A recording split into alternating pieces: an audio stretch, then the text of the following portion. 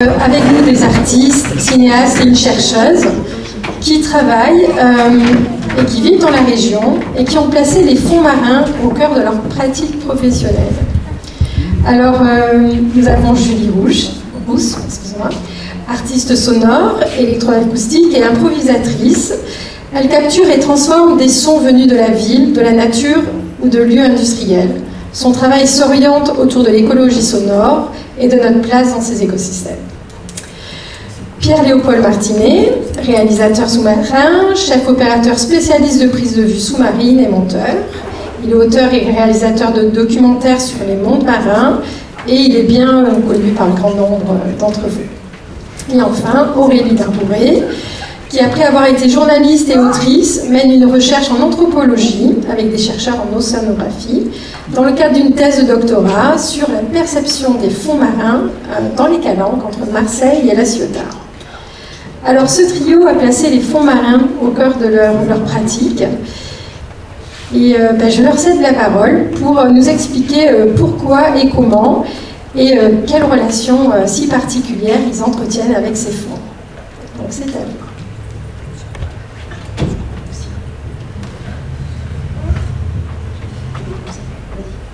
Alors je vais peut-être ouvrir la discussion et puis on va se passer la parole. Effectivement, tous trois, on a des pratiques, des activités professionnelles différentes et aussi des liens singuliers avec la mer. On vit tous les trois ici entre Marseille et La Ciotat et on s'interroge sur les relations à cette mer côtière dans les calanques, en baie de Marseille, en baie de La Ciotat. Et une interrogation qu'on porte dans nos pratiques professionnelles. Donc moi, je mène effectivement une recherche en ce moment en anthropologie, dans laquelle je questionne en fait les perceptions et les représentations que les usagers de la baie de Marseille, les habitants, les baigneurs, les pêcheurs, les plongeurs ont avec les fonds marins, donc avec la partie invisible, inaudible de la Méditerranée, ici dans cette baie de Marseille et cette baie de La Ciotat. Et je questionne la façon dont on se représente en fait cet espace et dont on se représente les interactions qu'on a avec les mondes vivants marins et dont on se représente aussi la présence de notre espèce sous la surface.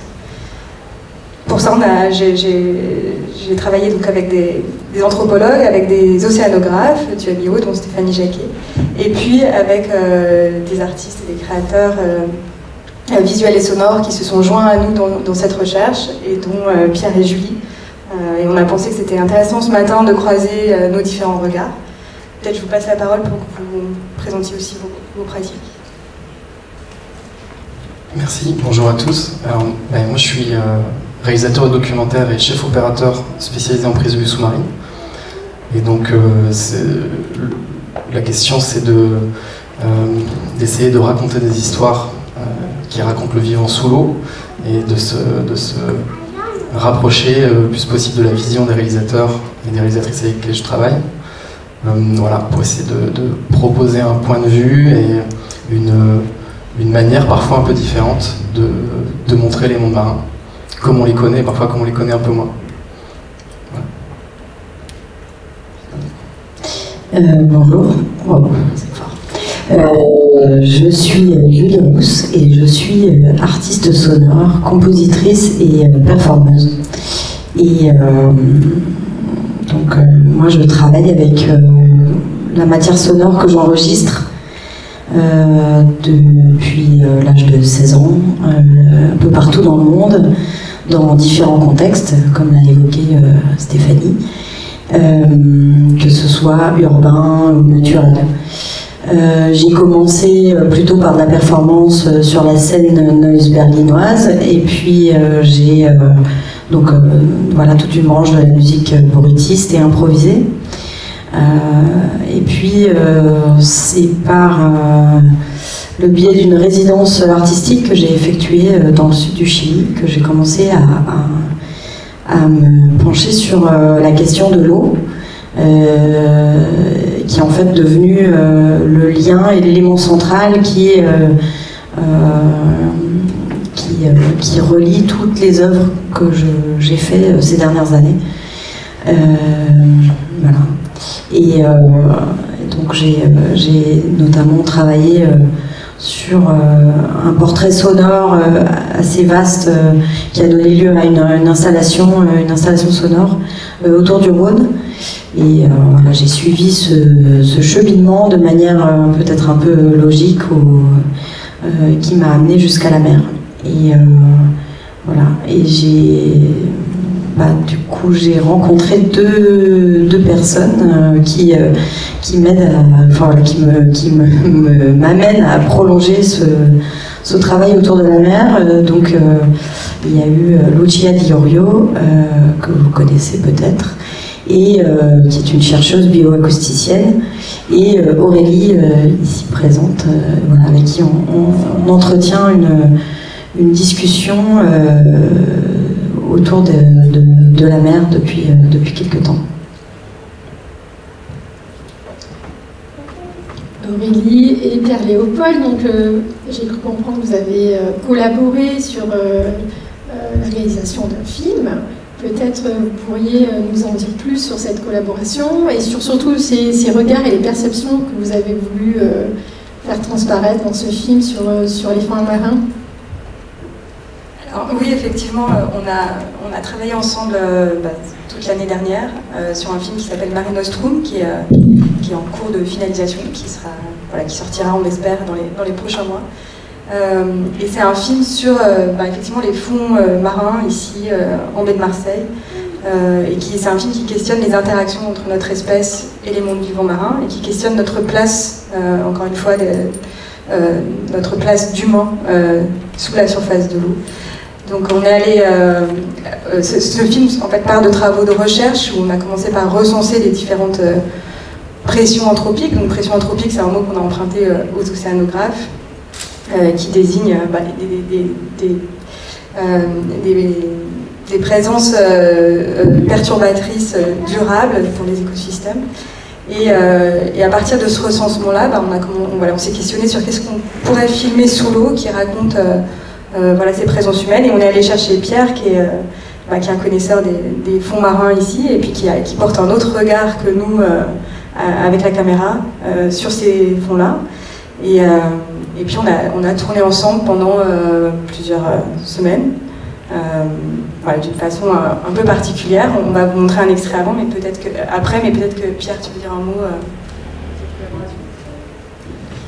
Oui, ce qui est hyper intéressant avec l'approche qu'on a eue pour ce film-là, c'est qu'on a dû se questionner sur la manière dont on portait le regard sur la manière dont les êtres humains impactaient les écosystèmes. Donc on a été trouver des lieux dans lesquels il y avait des choses marquantes, qui soient des choses positives, des choses négatives, de la pollution, mais aussi des installations qui sont parfois des installations qui permettent le repeuplement, par exemple, de faune, etc.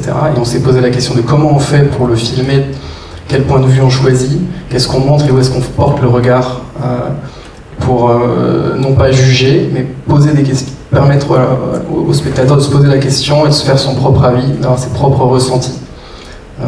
Donc le travail de mise en scène sous l'eau, le choix de la position de la caméra, du regard, etc. était hyper intéressant, parce que c'est différent de ce que je fais habituellement en documentaire notamment. Et donc ça nous a permis d'aller chercher des choses et de montrer les choses sous un angle un peu nouveau, hyper intéressant. Je vous propose de regarder un extrait pour vous faire une idée.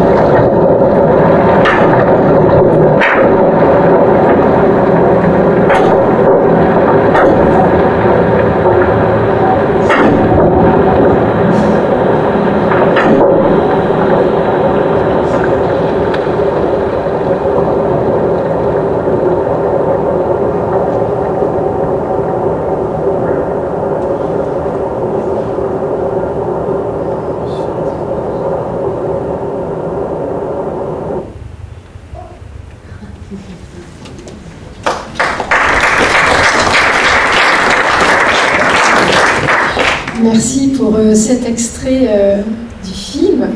C'est vrai que ces images et surtout ces sons interrogent. Beaucoup d'ambiguïté dans ce qu'on peut voir et puis surtout entendre. Donc peut-être Qui a la parole au public, oui, allez-y.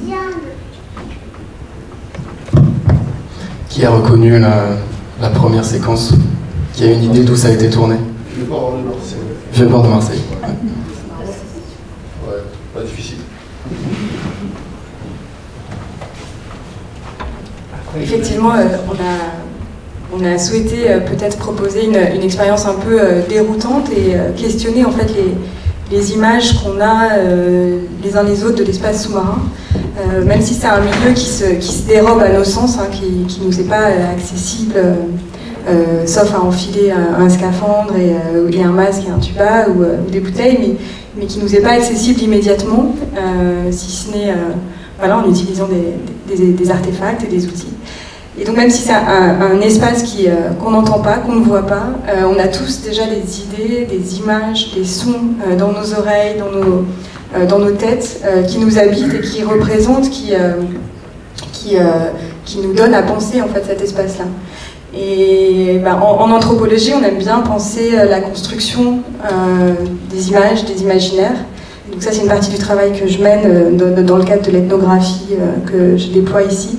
Je questionne comment est-ce que nos imaginaires, en fait, projettent déjà des idées sur un espace qu'on ne voit pas.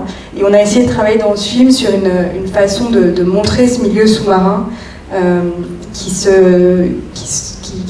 déroute un peu le spectateur, qui l'amène à penser autrement, ou en tout cas à se questionner sur ce milieu sous-marin.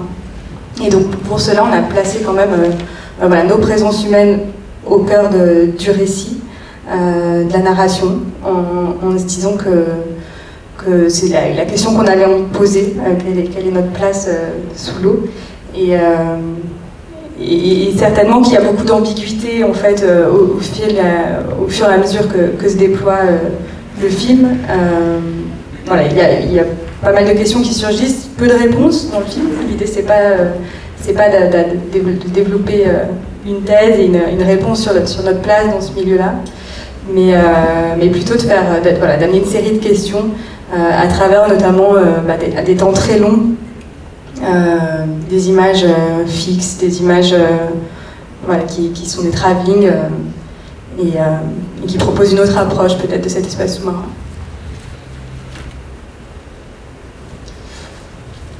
Oui, complètement. Ce qui est difficile à ce moment-là, quand on essaie quand on s'interroge sur ces questions-là, c'est de choisir des partis pris qui disent pas c'est bien ou c'est pas bien. Quand on montre voilà, un travelling vers l'avant dans le vieux port, la première fois qu'on voit ça, pour les gens qui n'ont jamais vu un truc pareil, on en ressent plein d'émotions. Enfin, il y a des émotions négatives, des émotions, on ressent de la colère. On est effaré, c'est affreux, on se dit mais qu'est-ce qu'on est en train de faire à cette planète en tant qu'espèce? Bon, plein de questions qui nous traversent. Et puis l'idée, c'est évidemment d'autoriser tout le monde à penser ce qu'il veut quand il regarde ça, ok, mais c'est d'essayer de proposer une manière de le regarder un peu différente en disant ok, il y a ça, mais est-ce qu'on peut essayer d'aller plus loin en se disant ok, il y a aussi de la vie en fait dans ce port. Il se passe des choses, les éléments ont été recolonisés, il y a des poissons, il se passe, la vie s'est adaptée aussi, alors du coup ça pose plein de questions. Et je trouve que ça c'est assez intéressant, et la manière dont on filme ça n'est pas là pour dire c'est bien ou c'est pas bien. Voilà. On a nos avis personnels, mais le but de cette recherche-là, c'est pas ça. Et dans la manière dont on propose, tu vois, la façon dont c'est mis en scène, dont c'est cadré, l'idée c'est d'amener vers ça, ce questionnement-là. Peux-tu peut-être nous éclairer sur les images que l'on a vues ensuite, après les fonds du vieux port? Quelles étaient ces images? Des filets fantômes Alors oui, la deuxième séquence, c'est pas un filet fantôme, c'est un filet qui pêche, qui est en train de pêcher. Alors ça faisait pas très longtemps qu'il était là, celui-ci. On voit qu'il est tout neuf et puis il n'y avait pas de poisson pris dedans. En tout cas, dans ce qu'on a filmé, c'était pas le moment où on a filmé, c'était pas encore le cas.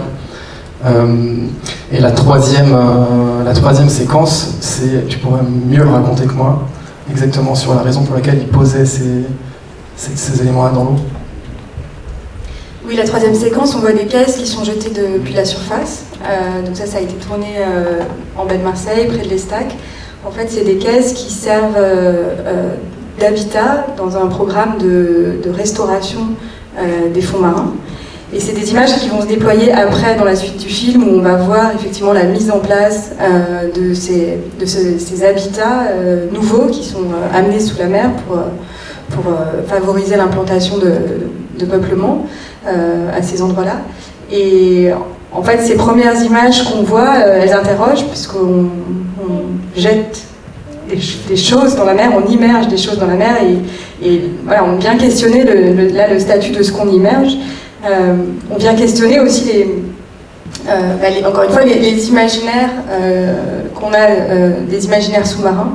On n'a pas un référentiel très fourni. Alors quand je dis on, c'est peut-être pas les personnes qui sont dans cette salle ici, mais disons qu'on n'a pas un référentiel très fourni de ce qui est sous l'eau.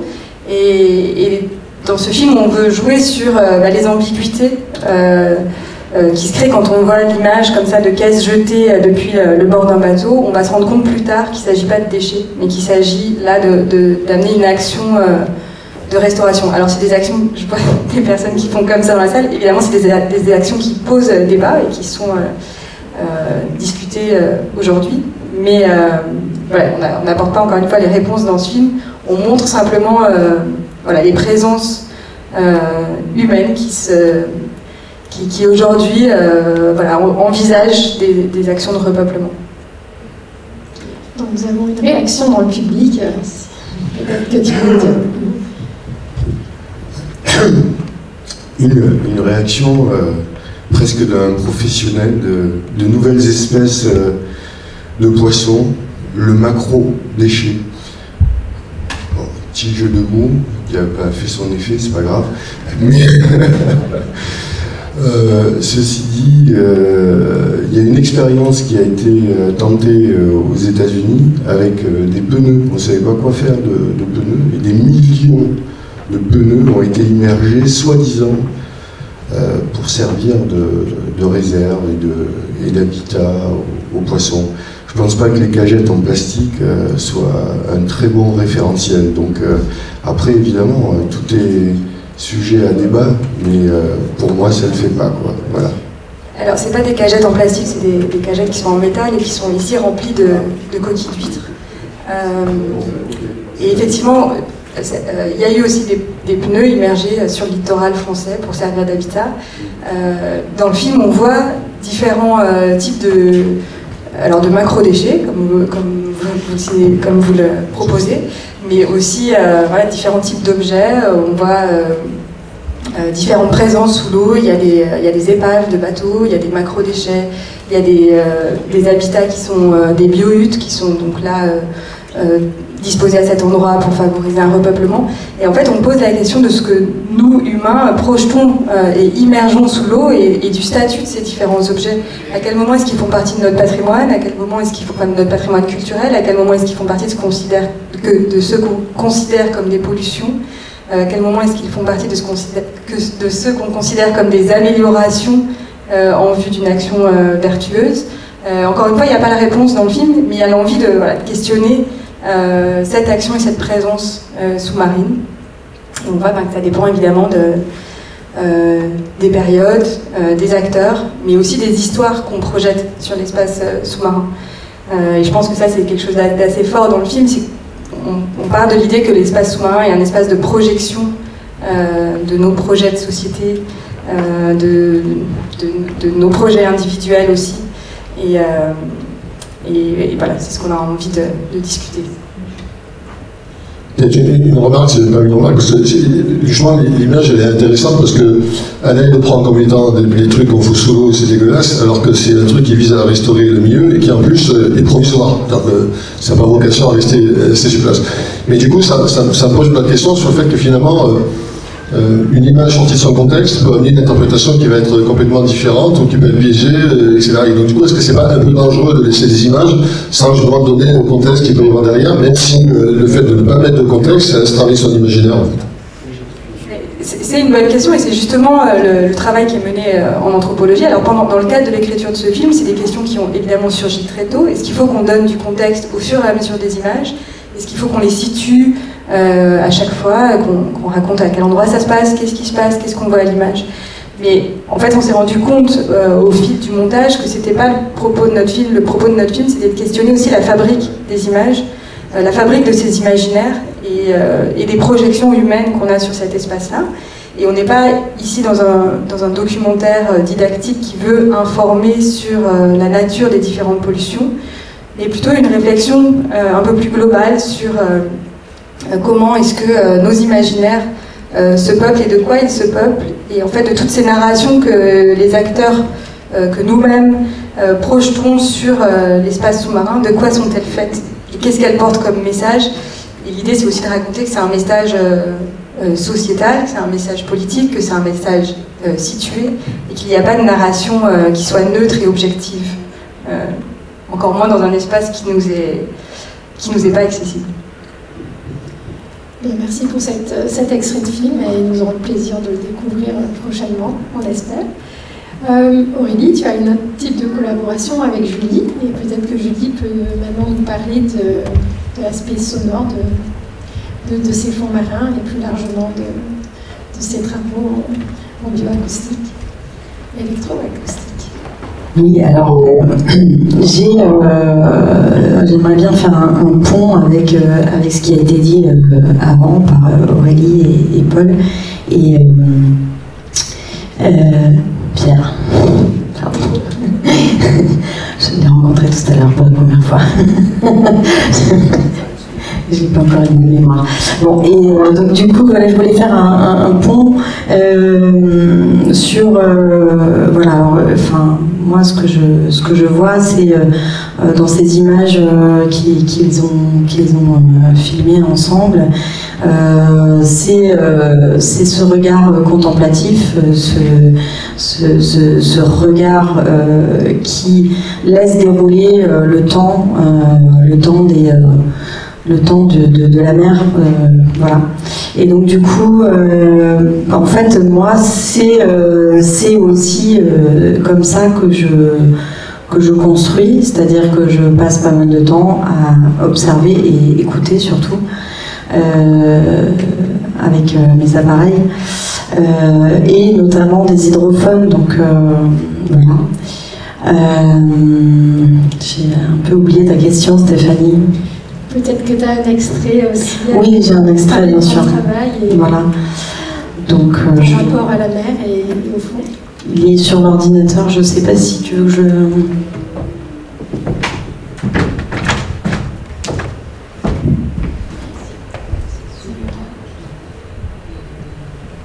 Je sais pas, je pense que si on peut faire le noir dans la salle et peut-être monter le volume de l'ordinateur de la...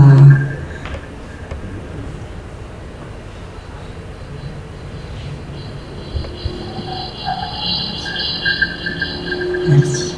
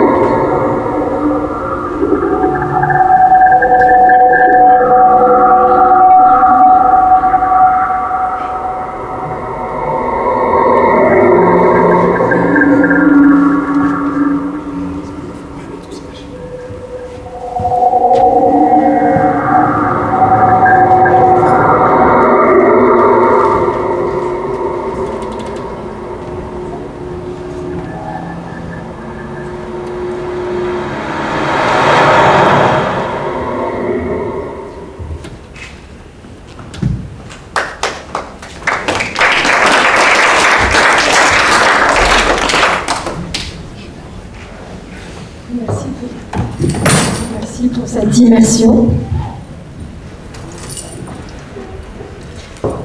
Alors, du coup, je vais en parler un petit peu, effectivement. Donc, c'est une installation sonore que j'ai créée pour des balises de mer qui ont été remises à neuf et installées sur le port de Port-Vendre dans le 66. Et qui sont donc voilà, c'est une enveloppe pérenne qui est là et qui est audible pour toujours. Les sons ont été nous ont été gracieusement donnés par Lucia Diello qu'elle était à l'Institut Chorus, pardon. Et donc, elle nous a dit qu'on pouvait en faire ce qu'on voulait pour cette création.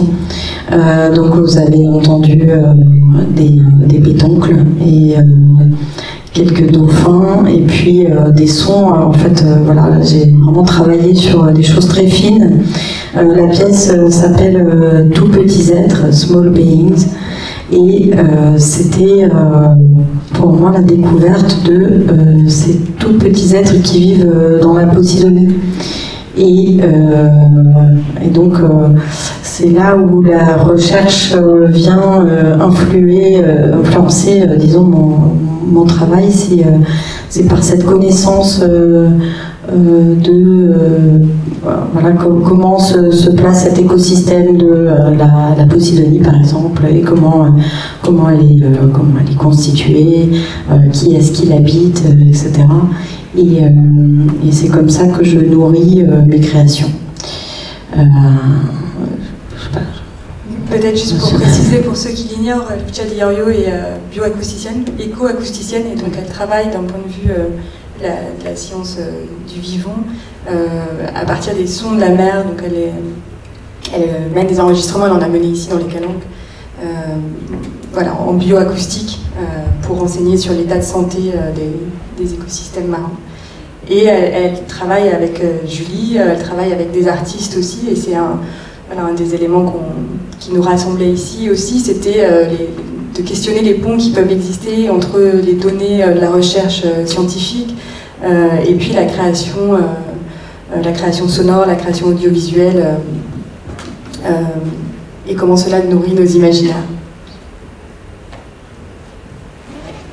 Voilà, mais oui, je sais pas. Alors, on s'est rendu compte, même si j'avais envie de vous passer la parole sur un point, on s'est rendu compte en discutant que vraiment un des éléments centraux qui animait nos approches et nos pratiques aux uns et aux autres, c'était une relation particulière au temps, à la temporalité dans notre travail, que ce soit dans la captation des images et des sons, dans le temps de l'écriture, dans le temps de la post-production aussi, peut-être dans la restitution aussi, vous l'avez expérimenté voilà, avec des extraits relativement brefs, mais qui proposent une certaine temporalité, un rythme assez lent d'immersion.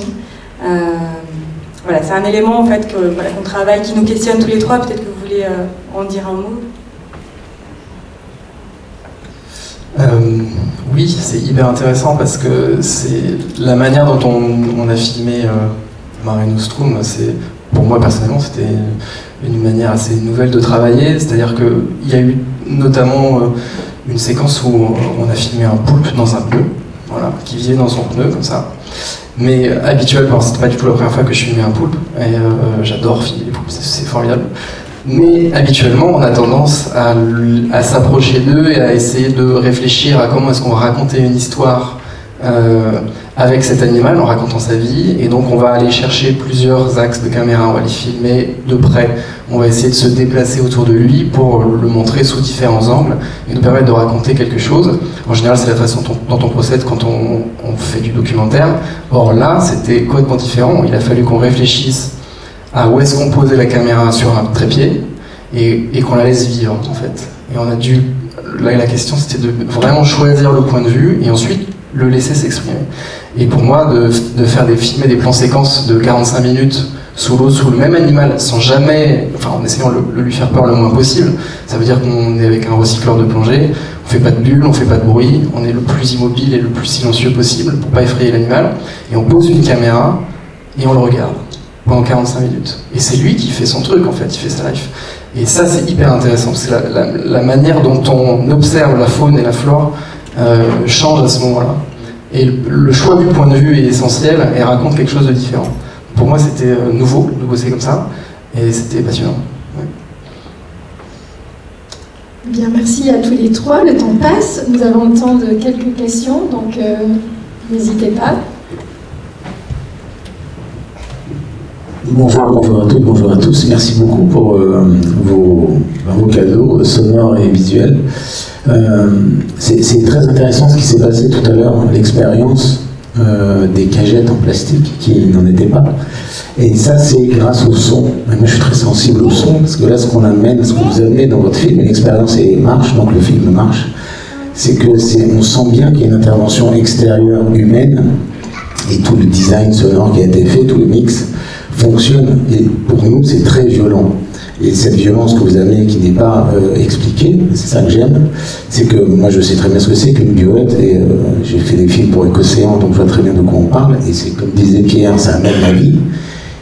Et là, cette violence du son et de la façon dont c'est filmé amène quelque chose qui nous agresse. Et c'est en ça que c'est intéressant votre film, parce que il pose plein de questions, mais il ne justifie rien. Et c'est l'inverse de ce que je fais, parce que moi je fais beaucoup de didactique et beaucoup de documentaires qui expliquent les choses et qui demandent à agir en fait. Et là c'est bien parce que ça pose plein de questions et ça nous confronte à nos propres aussi paradoxes, questionnements. Donc j'ai l'impression que l'expérience marche très bien. Et puis je vais finir juste sur une petite proposition. Je viens de m'apercevoir que tu ne le connaissais pas, et enfin pas beaucoup, et du coup ça serait tellement intéressant que ton travail sonore puisse aller dans le sens de ce film. Voilà, c'est juste une petite idée qui a germé dans ma tête. Voilà. Merci beaucoup, et merci pour ce que vous avez donné.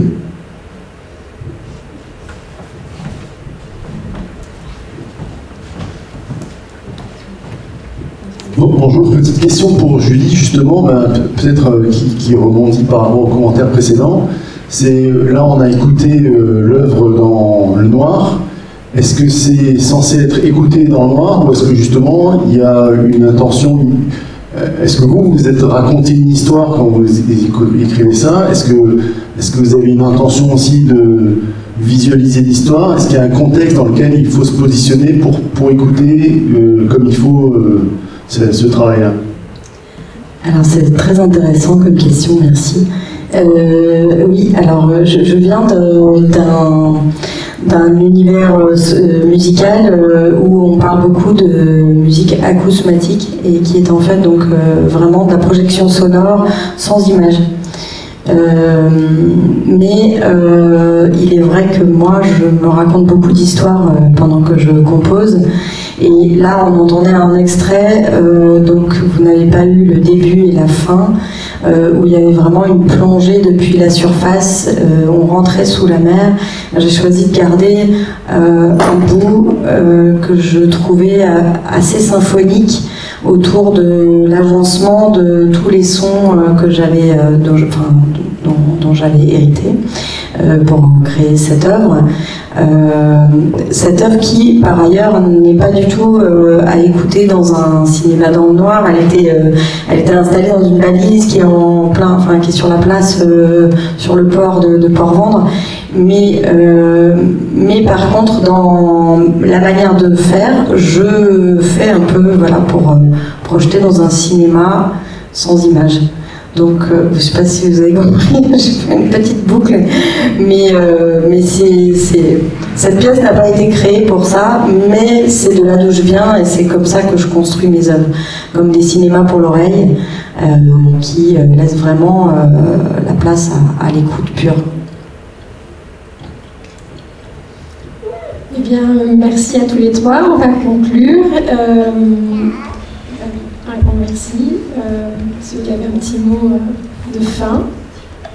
Effectivement, peut-être que ce qu'on cherche à proposer les uns les autres, c'est des expériences qui soient visuelles et sonores. Des expériences qui permettent à chacun de se faire une idée et puis de se poser des questions, comme vous le disiez. Et peut-être de déplacer aussi nos points de vue, d'essayer de se défaire un peu des préconceptions et des images qui sont construites et qui nous habitent déjà, et puis de cheminer vers de nouvelles. En tout cas, ce sont des tentatives. Et juste, pardon, je voulais rajouter qu'effectivement, la collaboration, en tout cas, avec Aurélie, elle est déjà amorcée sous la forme d'un dialogue, et dans laquelle l'image pourrait aussi tout à fait avoir sa place, bien entendu. Mais entre recherche, image et son, je pense que on a quelque chose là qui est en route. Bon, merci pour ce trio image et son, et puis on vous donne rendez-vous tout à l'heure à 13h à Olympiade, mais un petit peu plus tard. 13h30, puis c'est Franck qui va vous dire toute la motivation qu'il va falloir pour venir écouter tout à l'heure. Je te laisse faire ta propre pub. Oui, son programme c'est 13h45, mais ça peut être 13h30. On va déjeuner avant ça. Moi, je vais vous présenter en première mondiale, puisque la Ciotat, c'est toujours la ville des records mondiaux. Voilà. Le premier club de plongée à loisirs, le premier cinéma du monde et les premières images au monde de mon prochain film. Bravo les Ciotadins. Je suis très heureux de revenir pour la 3e fois au Lim Explore. J'étais venu pour une pièce de théâtre qui s'appelle Le monde du silence-gueule. qui va d'ailleurs se jouer le 28 septembre à Sifour-les-Plages, donc pas très loin d'ici, dans un festival dans la principauté du Brusque, voilà, parce qu'on essaie de réintroduire l'hippocampe dans la lagune. Et puis j'étais venu vous présenter un premier film qui était soutenu par l'agence de l'eau qui s'appelle La Méditerranée n'est pas morte, que vous pouvez toujours voir d'ailleurs sur TV5 Monde en streaming gratuit de n'importe quel ordinateur. Il est traduit dans 5 langues, donc il peut même avoir une vie en dehors de la France. Et là, je travaille sur un autre film que j'ai écrit, qui est réalisé par Pierre-Étienne Larousse et dont Pierre Léopold a fait les images. Voilà, je suis ravi de le revoir. Et on était basé à La Ciotat, donc une grande partie du mois de juin, on est resté sur La Ciotat et on a mis toujours alors c'est des films didactiques, c'est-à-dire qu'en fait je vais voir des acteurs du monde sous-marin. J'ai beaucoup, d'ailleurs merci Marc, été aidé par le GPES pour mettre en valeur des bateaux récifs notamment, mais on a un peu rayonné sur toute la région et ensuite on a fini le film en Corse dans la station océanographique de Starezo. Voilà. Et entre-temps on est passé avec Greg Lecoeur, qui certains peut-être connaissent, qui est un photographe sous-marin, et il nous a offert 2 magnifiques plongées dans des endroits qu'il ne connaît que lui, voilà, secret, pour nous montrer ses premiers amours avec la Méditerranée, son travail évidemment de sensibilisation avec la photographie. Et donc, comme j'ai un créneau d'1 heure, un grand créneau, parce que le film n'est pas terminé, il est en montage, j'ai préparé une petite conférence pour vous qui retrace un peu mon parcours et tous les films et comment j'ai été amené à devenir un amoureux de la Méditerranée et comment j'essaye maintenant de rester que sur des initiatives locales. Voilà, c'est pour ça que j'essaie de ne plus prendre l'avion, de ne plus me déplacer en voiture. Enfin, j'ai pris pas mal de mesures à 50 ans, enfin, il y a toujours les bilans, il n'est jamais trop tard. Donc, une sorte de démarche personnelle que j'essaie aussi de mettre dans ce prochain film et de mettre toujours en valeur cette Méditerranée. Et on a vu des choses exceptionnelles au large de Sanary, particulièrement cette année. Une recrudescence de diables de mer, recrudescence de rorquals communs, de cachalots, de tortues. C'est absolument extraordinaire. Et ce qui est extraordinaire, c'est que personne ne sait ça. Enfin, personne, vous, j'imagine que oui, mais le grand public l'ignore complètement. Et mon message, c'est que ça ne sert à rien d'aller au bout du monde. Il y a des choses magnifiques à quelques milles de nos côtes. Voilà. Je vous dis à tout à l'heure pour en parler. Merci beaucoup.